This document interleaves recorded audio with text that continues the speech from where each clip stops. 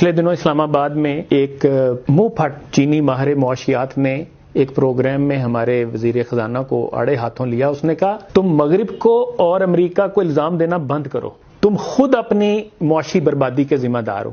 Japan تمہارا سارا زر مبادلہ ٹویوٹا, ہونڈا, سوزوکی گاڑیوں کی فروخت کے ذریعے لے اڑتا ہے اور تم ان سے پرزے لیتے ہو, یہاں تم ان کو اسمبل کرتے ہو, تم ان گاڑیوں کو باہر بیچ بھی نہیں سکتے, پھر تم زر مبادلہ کے لیے ساری دنیا میں بھیک مانگتے پھرتے ہو.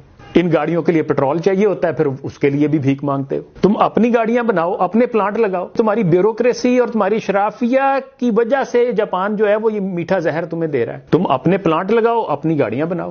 پھر اس نے کہا کہ تم زراعت کو ترقی دو, تم صنعت کو ترقی دو, تم ایکسپورٹ کو بڑھاؤ. ویئر دیر از ول دیر از وے. نیت صاف منزل آسان. کام کرنا ہو تو 100 راستے ہیں نا, لیکن لگتا یہ ہے کہ ہماری نیتیں صاف نہیں ہیں, کام ہم کرنا ہی نہیں چاہتے. غور طلب بات یہ ہے کہ وہ قوم جو ایٹم بم بنا سکتی ہو, جو میزائل ٹیکنالوجی بنا سکتی ہو, جو ٹینک بنا سکتی ہو, جو جنگی جہاز بنا سکتی ہو, وہ موبائل فون نہیں بنا سکتی, وہ گاڑیاں نہیں بنا سکتی, وہ لیپ ٹاپ نہیں بنا سکتی. اس نے کہا چین کو ماڈل مت بناؤ, چین کو کاپی مت کرو, تم چین کبھی نہیں بن سکتے کیونکہ اس کے لیے بڑی قربانی اور سخت ڈسپلن کی ضرورت ہے. پھر اس نے کہا تم مراکش کو اپنا ماڈل بناؤ, وہ دنیا میں تیزی سے ترقی کر رہا ہے, اپنی صنعت کو ترقی دے کر, اپنی زراعت کو ماڈرن کر کے, اور آج اس کی گاڑیاں جو ہیں وہ ساری دنیا میں خریدی جا رہی. میں کہتا ہوں جو کھری کھری سنا دی اس نے, کوئی غیرت ہو نا, تو میں تو یہ فیل کر رہا تھا کہ یہ ایسے ہی ہے جیسے چوک میں کھڑا کر کے جوتے مار دینا کسی کو. اگر ہم میں غیرت ہو تو غیرت ہے بڑی چیز, جہانے تگو دو میں پہناتی ہے یہ درویش کو تاج سر دارا. لیکن وہ غیرت ہم لائیں کہاں سے؟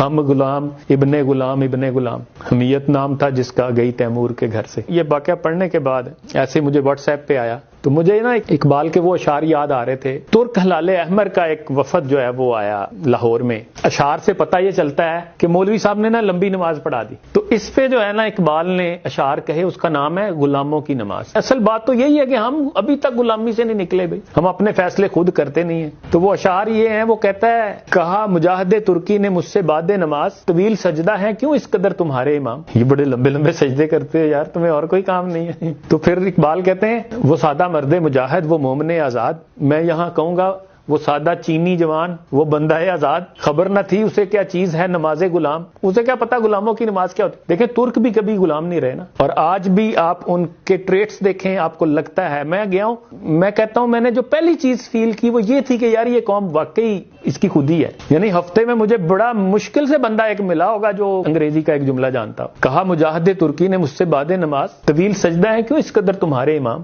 وہ سادہ مرد مجاہد وہ مومن آزاد, خبر نہ تھی اسے کیا چیز ہے نماز غلام. ہزار کام ہیں مردان حر کو دنیا میں, جو آزاد لوگ ہوتے ہیں ان کو بڑے کام ہوتے ہیں, انہی کے ذوق عمل سے ہیں امتوں کے نظام. بدن غلام کا سوز عمل سے ہے محروم, کہ ہے مرور غلاموں کے روز و شب پہ حرام.